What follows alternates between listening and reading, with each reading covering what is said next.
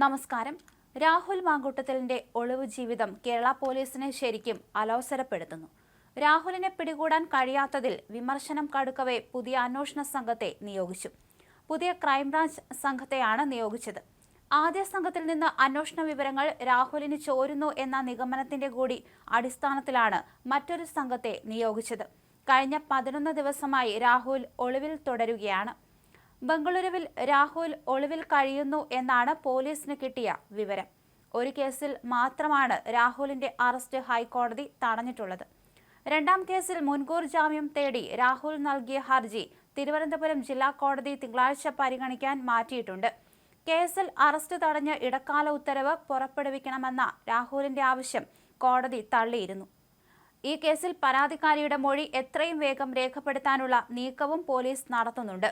രാഹുലിനെതിരെ കൂടുതൽ തെളിവുകൾ ഹാജരാക്കാൻ SIT നീക്കം. 23-കാരിയെ ബലാത്സംഗം ചെയ്ത കേസിലാണ് പരാതിക്കാരിയുടെ മൊഴി രേഖപ്പെടുത്തുക. രാഹുലിന്റെ മുൻകൂർ ജാമ്യ അപേക്ഷ നാളെ പരിഗണിക്കാനിരിക്കെയാണ് നടപടികൾ വേഗത്തിലാക്കുന്നത്. മൊഴി നൽകാൻ തയ്യാറാണെന്ന് അന്വേഷണ സംഘത്തെ പരാതിക്കാരി അറിയിച്ചിരുന്നു. തനിക്കെതിരായ കേസ് കെട്ടിച്ചമച്ചതാണെന്ന് ജാമ്യാപേക്ഷയിൽ രാഹുൽ മാങ്കൂട്ടത്തിൽ. കേസിൽ ഇരയോ മൊഴിയോ ഇല്ല. KPCC പ്രസിഡന്റിന് വന്ന ഇമെയിലിന്റെ അടിസ്ഥാനത്തിലാണ് കേസെടുത്തിരിക്കുന്നത്.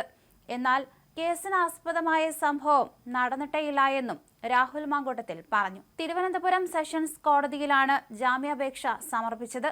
അതിവേഗ കോടതിയാണ് അപേക്ഷ നൽകിയത്. രാഷ്ട്രീയ പ്രാധാന്യമുള്ള കേസാണിതെന്ന് രാഹുൽ മാങ്കൂട്ടത്തിലിന്റെ അഭിഭാഷകൻ വാദിച്ചു. പരാതിക്കാരിയുടെ പേരോ സംഭവ സ്ഥലമോ വ്യക്തമല്ലെന്ന് അഭിഭാഷകൻ. നേരത്തെ രജിസ്റ്റർ ചെയ്ത കേസിൽ ഹൈക്കോടതി അറസ്റ്റ് തടഞ്ഞെന്നും രാഹുലിന്റെ അഭിഭാഷകൻ പറഞ്ഞു. ആദ്യ കേസിൽ ഹൈക്കോടതി അറസ്റ്റ് തടഞ്ഞിട്ടുണ്ടെന്നും വാദമുണ്ട്. രാഹുലിന്റെ സ്വന്തം പാർട്ടിയുടെ അധ്യക്ഷനാണ് പരാതി DGPക്ക് കൈമാറിയതെന്നാണ് പ്രോസിക്യൂഷൻ പറയുന്നത്. തിങ്കളാഴ്ച പരിഗണിക്കാൻ മാറ്റണമെന്നും പ്രോസിക്യൂഷൻ ആവശ്യപ്പെട്ടിരുന്നു. രാഹുലിനെതിരെ കൂടുതൽ തെളിവുകൾ കോടതിയിൽ ഹാജരാക്കാനാണ് അന്വേഷണ സംഘത്തിന്റെ നീക്കം. അതേസമയം രാഹുലിനായുള്ള തെരച്ചിൽ ഊർജിതമാക്കിയിട്ടുണ്ട്. രാഹുൽ കർണാടകയിൽ തന്നെ ഉണ്ടെന്നാണ് ലഭിക്കുന്ന വിവരം. രാഹുലിന് കർണാടകയിൽ ഒളിവിൽ കഴിയാൻ കോൺഗ്രസിന്റെ സഹായം ലഭിക്കുന്നുണ്ടെന്നാണ് CPM ഉൾപ്പെടെ ആരോപിക്കുന്നത്. എന്നാൽ 11 ദിവസമായിട്ടും രാഹുലിനെ പിടികൂടാൻ സാധിക്കാത്തതിൽ പോലീസിനും ആഭ്യന്തര വകുപ്പിനും എതിരെ വിമർശനം ഉയരുന്നുണ്ട്. രാഹുൽ മാങ്കൂട്ടത്തിൽ കഴിഞ്ഞ 11 ദിവസം ഒളിവിൽ കഴിഞ്ഞത് അതിവിദഗ്ധമായി എന്നാണ് വിവരം.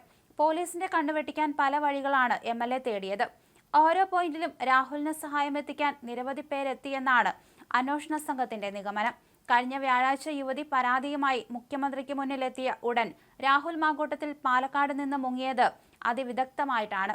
CCTV ക്യാമറകളുള്ള റോഡുകൾ പരമാവധി ഒഴിവാക്കിയായിരുന്നു യാത്ര. സുഹൃത്തായ യുവനടിയുടെ ചുവന്ന പോളോ കാറിൽ പൊള്ളാച്ചി വരെ എത്തി. അവിടെ നിന്ന് മറ്റൊരു കാറിൽ കോയമ്പത്തൂരിലേക്ക്, അവിടെ നിന്ന് തമിഴ്നാട് കർണാടക അതിർത്തിയിലേക്ക്. ബംഗളൂരുവിലെ റിസോർട്ടിൽ ഞായറാഴ്ച മുതൽ ഒളിവിൽ കഴിഞ്ഞ രാഹുൽ അന്വേഷണ സംഘം എത്തുന്നതറിഞ്ഞ് രാവിലെ ഇവിടെ നിന്ന് മുങ്ങുകയായിരുന്നു. പിന്നീട് ബംഗളൂരുവിലെ ഒരു വീട്ടിലേക്ക് ഒളിയിടം മാറ്റുന്നു. എന്നാൽ പോലീസ് എത്തുന്ന വിവരമറിഞ്ഞ് നേരെ ബംഗളൂരുവിലേക്ക് കടന്നു. തൊട്ടില്ലെന്ന മട്ടിൽ പലവട്ടം അന്വേഷണ സംഘം രാഹുലിന്റെ സമീപമെത്തി. ഒളിവ് ജീവിതത്തിനിടെ രാഹുൽ കാറുകളും മൊബൈൽ ഫോണുകളും മാറ്റിയതും നിരവധി തവണയാണ്. ഓരോ ഒളിയിടത്തിലും കഴിഞ്ഞത് മണിക്കൂറുകൾ മാത്രമാണ്. കർണാടകത്തിൽ രാഹുലിന് സുരക്ഷയൊരുക്കുന്നത് റിയൽ എസ്റ്റേറ്റ് മാഫിയ ബന്ധമുള്ള ഒരു വനിതാ അഭിഭാഷകയാണെന്നാണ് വിവരം.